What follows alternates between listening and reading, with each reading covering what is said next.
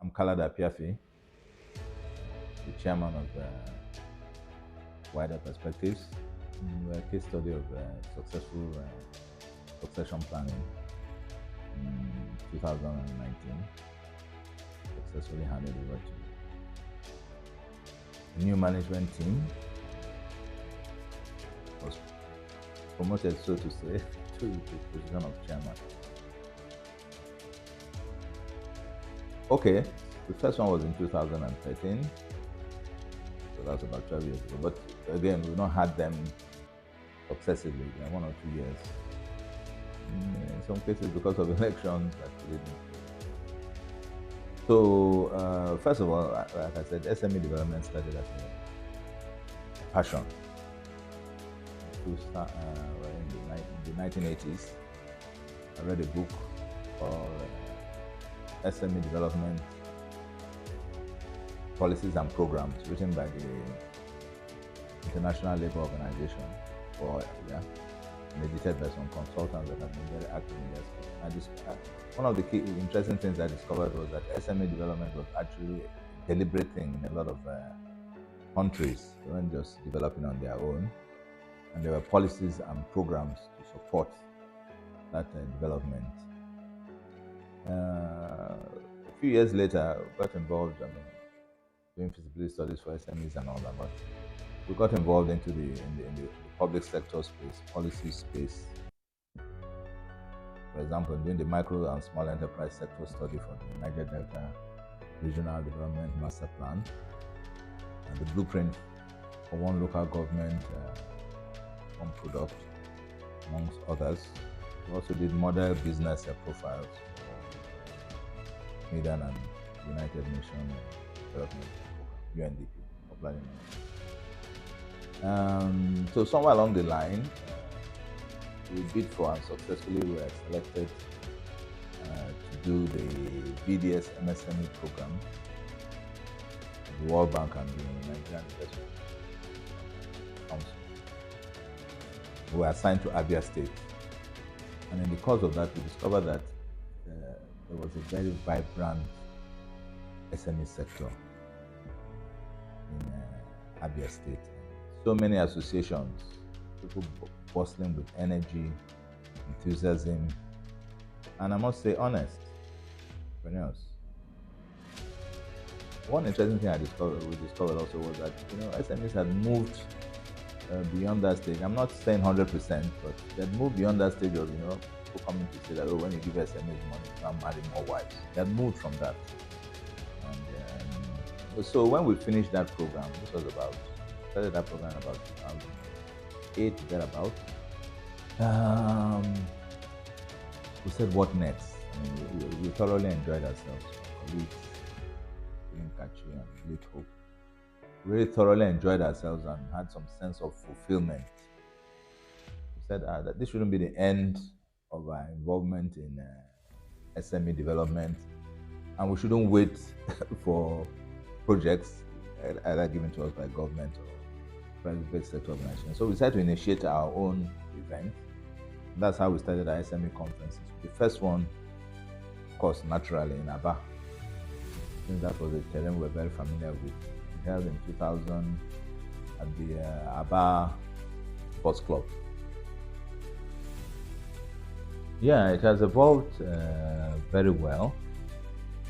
Like I said, the first one was in 2013 in Abia State, Aba precisely, at the Aba Sports Club. A lot of enthusiasm, very well attended. There was a lot of excitement in the air that this kind of thing. In fact, it was the first one in this part of the Southeast, South part of Nigeria, SME Forum. And then we moved to Akwa Ibom in 2015, heavily supported by the Akikop, Akwa Ibom Investment Corporation. They've been with us all the way.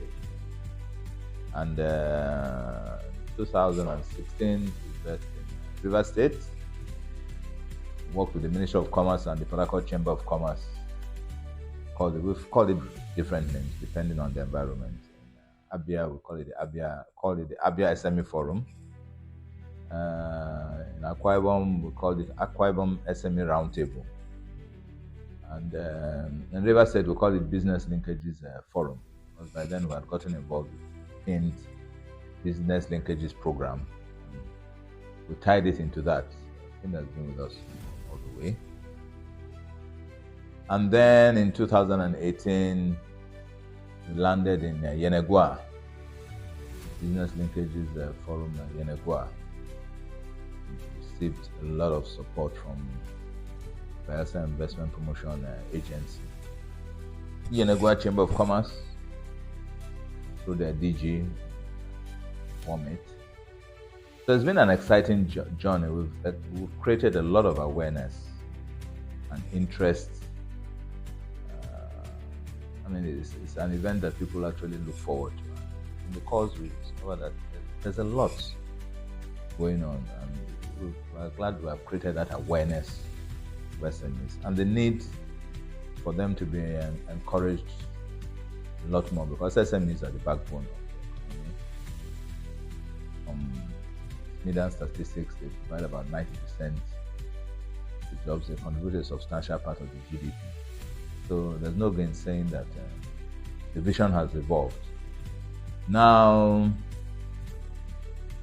last year, which was 2024, we decided that instead of going to 4 states every year, these logistics challenges, why don't we have the 4 states involved, Bayelsa, Abia, Akwa Ibom, Rivers?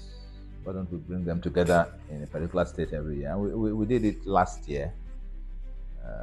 We had the first one in Akwa Ibom, and it was very well attended.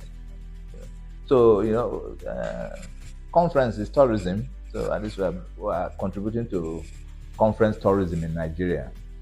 And this year we're in River State, and we're bringing people from different parts of the country. In fact, there are people who are even outside. Last year, someone came from even the Onitsha Chamber of Commerce.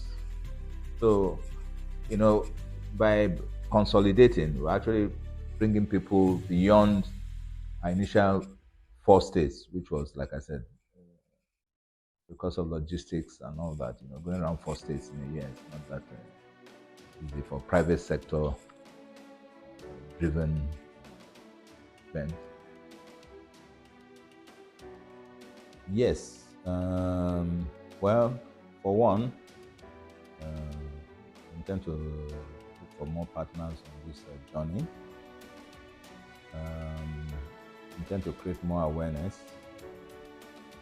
It's gradually evolving into an international conference. We intend to push that. In the past, we've had international participation from Cameroon. That is in person, but we've had a lot of international participation virtually from as far as Japan, Mauritius, and various other countries. So we intend to encourage that. It's an international event, like I said, contribute to conference tourism around here and get more states involved. Right now, like I said, because of proximity, we're holding it in 4 states, but incidentally this year somebody's coming from Delta State. So we're going to spread out as much as possible and then encourage our exhibitors. An interesting thing which I've not really talked about, the exhibitors. The exhibitors are doing wonderful things, particularly in the food space, producing all kinds of food. And one of the things about processing food is that it reduces post-harvest losses, which are really in the millions of dollars in Africa. We can't be wasting things when we don't have enough. So we also intend to make the exhibitions larger and to come up with creative ways to support all the participants. Right now we have a community, we have an SME community, and intend to enlarge it and be a bit more deliberate about creating networking opportunities And last but not the least, to ensure that SMEs key into the African Continental Free Trade Agreement program, so that people can expand beyond their immediate environment. Some of the people that have distributed are now trading all over the country. Also, so the long-term vision is an international event that encourages, creates, contributes to the enabling environment SMEs. We also intend to do more advocacy. I know we've been doing a bit of it. Abia State particularly. In fact, we ensured, I think in Abia State we've had the presence of the governor, one or two that they couldn't attend, deputy governor attended. So we've gotten them the what the SMEs are doing and support. So we intend to also do a lot of advocacy so that boost the economy, because really we have an economy to develop, and it's the private sector who must be seen on the driver's seat. And then government just gives us an enabling environment.